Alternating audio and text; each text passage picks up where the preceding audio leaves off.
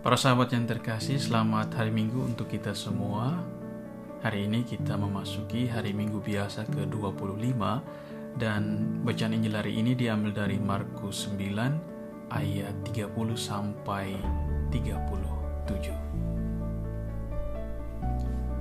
Pada kesempatan ini, saya ingin berbicara tentang kerajaan Allah dan kerajaan dunia. Sebenarnya dari namanya saja sudah jelas, kerajaan Allah berbicara tentang Allah, sedangkan kerajaan dunia berbicara tentang dunia.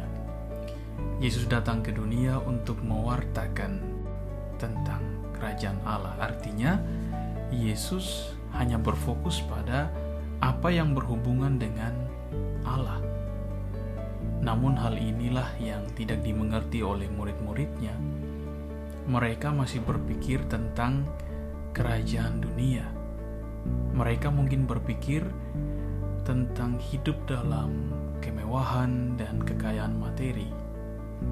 Mereka berpikir bahwa yang terbesar di antara mereka akan mendapatkan kebahagiaan materi bersama dengan Yesus gurunya.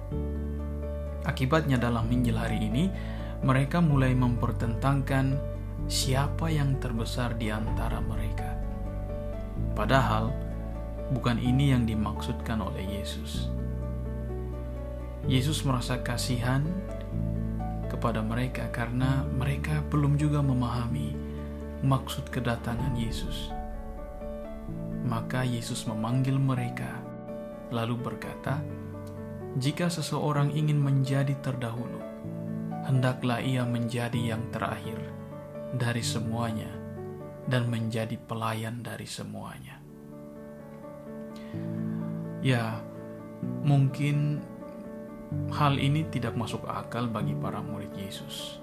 Mereka mungkin berkata, "Tuhan, kami ingin menjadi pemimpin, kami ingin memerintah. Tapi mengapa, Yesus, Engkau meminta kami menjadi pelayan untuk yang lain?"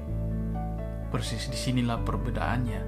Di saat orang berlomba mencari kekuasaan untuk memerintah orang lain, Yesus justru mengajarkan murid-muridnya untuk menjadi pelayan.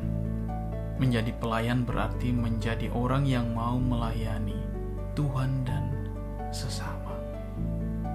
Maka menjadi murid Yesus bukan tentang menjadi yang terbesar di antara yang lain, melainkan menjadi pelayan untuk melayani orang lain. Bahkan mereka dituntut untuk menyambut anak kecil dalam nama Yesus. Mengapa ini penting? Karena anak kecil adalah simbol orang yang lemah, orang yang paling membutuhkan pertolongan. Merekalah yang perlu dilayani. Merekalah kerajaan Allah yang nyata di tengah kita. Maka poinnya bukan kuasa yang penting, melainkan spirit untuk melayani. Pada akhir renungan singkat ini saya menutup dengan cerita. Pada suatu hari ada seorang ibu dan anaknya tinggal di sebuah rumah dekat hutan. Tiba-tiba seekor rusa masuk ke dalam rumah dan memasukkan tanduknya ke dalam baju anak kecil ini, lalu membawanya pergi. Ibu ini panik, lalu mengejar rusa yang sudah masuk ke dalam hutan. Setelah melewati hutan, ibu ini melihat anaknya sedang duduk di rumput yang hijau dan sedang bermain. Ibu ini terkejut. Lalu ia menggendong anaknya dan membawanya pulang ke rumah.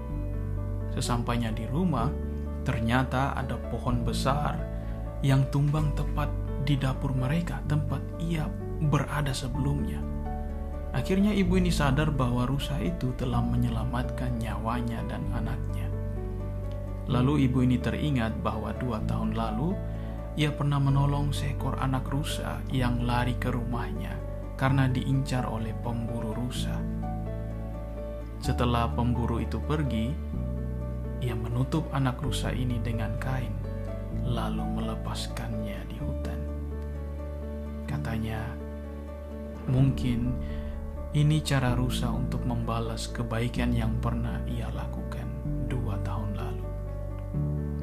Dari cerita ini kita bisa belajar bahwa penting untuk selalu berbuat baik untuk melayani sesama ciptaan Tuhan tanpa membedakan apapun. Semuanya itu akan kita tuai di kemudian hari, kalau bukan kita, anak-anak atau cucu-cucu. Dengan kata lain, sebagai murid Yesus, penting bagi kita untuk melayani siapa saja, terlebih mereka yang sangat membutuhkan bantuan kita. Maka para sahabat sekalian, mari kita berdoa semoga kita pun mau melayani Tuhan dan sesama, serta dapat mengambil bagian di dalam kerajaan Allah. Tuhan Yesus memberkati kita. Amin.